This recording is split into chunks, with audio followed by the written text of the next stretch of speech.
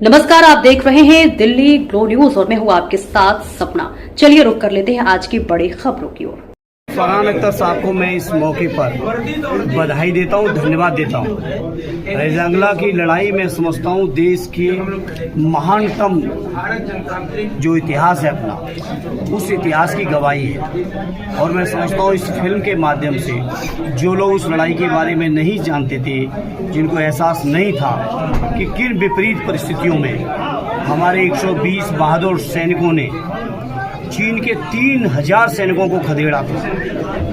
बहुत सारे लोग हैं जिनको इस इतिहास का अंदाज या एहसास नहीं है। इस फिल्म के माध्यम से उन्होंने पूरे देश के लोगों को बताने का काम किया, इसलिए उनको बधाई देता हूँ। और मैं समझता हूँ ये ऐतिहासिक सच है। सदैव नेताजी ने हमेशा कहा है कि हमारे देश की जो सेना है, हमारे देश के जो सैनिक हैं, उनसे बहादुर सैनिक दुनिया में किसी देश के नहीं है। और नेताजी की इस बात की ही गवाही है कि जहां केवल 120 सैनिकों ने 3000 चीनी सैनिकों को खदेड़ने का काम किया।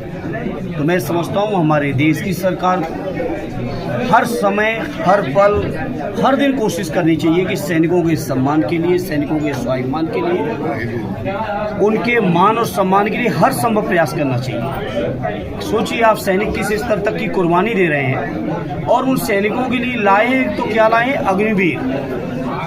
4 साल की नौकरी जिसमें ना उन सैनिकों का 4 साल बाद कोई भविष्य है, न उनके परिवार की कोई सुरक्षा है। और मैं समझता हूँ आज की इस फिल्म को देखने के बाद, हालांकि हम लोग लगातार मांग करते रहे, कम से कम सरकार को संकल्प लेना चाहिए कि जहां हमारे सैनिक इतने बहादुर हैं, इतनी बड़ी कुर्बानियां देने को तैयार रहते हैं, वहां सरकार को भी सैनिकों के लिए हर संभव प्रयास करना चाहिए। और ये जो अग्निवीर की योजना है, जो टेम्परेरी नौकरी है, इसको खत्म करके सैनिकों की वही पुरानी भर्ती जो स्थायी है, उनके लिए, उनके जीवन के लिए, उनके परिवारिक जनों के लिए, भविष्य के लिए जो बेहतर थी, वही लागू करनी चाहिए। मेरी साफ साफ लगातार संसद में भी मांग रही है, हर मौके मांग रही है, आज फिर दोहराता हूँ। और जहाँ तक सवाल बहुत सारे उठे यादव या अहीर रेजिमेंट को लेकर, हमारे राष्ट्रीय अध्यक्ष जी ने अभी लखनऊ में 2 दिन पहले कहा कि समाजवादी पार्टी ही एकमात्र ऐसी पार्टी है जो अपने घोषणा पत्र के माध्यम से अहीर रेजिमेंट की मांग करने का काम किया है। और हमारी पार्टी की तो यहाँ तक भी मांग है कि गुजरात रेजिमेंट भी बनना चाहिए, जिससे लोगों को पता चले देश के अंदर की कौन कौन कौमें हैं, कौन कौन समाज के वो लोग हैं जो देशभक्ति के लिए अपनी जान को निछावर करने के लिए तत्पर रहते हैं।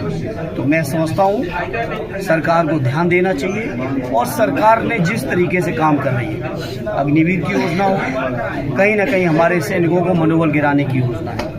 इसी तरह से मैंने पार्लियामेंट में भी कहा और आज फिर दोहरा रहा हूँ अपने आजमगढ़ के मीडिया के साथियों के बीच में, जिस तरह से दूसरे देशों के दबाव में आकर सीज फायर किया गया ऑपरेशन सिंदूर का, वो कहीं ना कहीं से हमारे सैनिकों का मनोबल गिराने वाला फैसला था जो हर सरकार लेती। हमारे देश के रक्षा के अधिकारी लोग भी थे, लेकिन कोई दूसरा देश इस बात का दावा करे कि मेरे कहने से सीज फायर हुआ ऑपरेशन सिंदूर का, वो कहीं ना कहीं से हमारे सैनिकों के स्वाभिमान को गिराने वाला बात है, जो कि सरकार को किसी भी कीमत पर स्वीकार नहीं करनी चाहिए। सर, दिनेश यादव लोगों ने भी अहीर रेजिमेंट की मांग की थी, तो उनकी सरकार है, लागू करवाएं।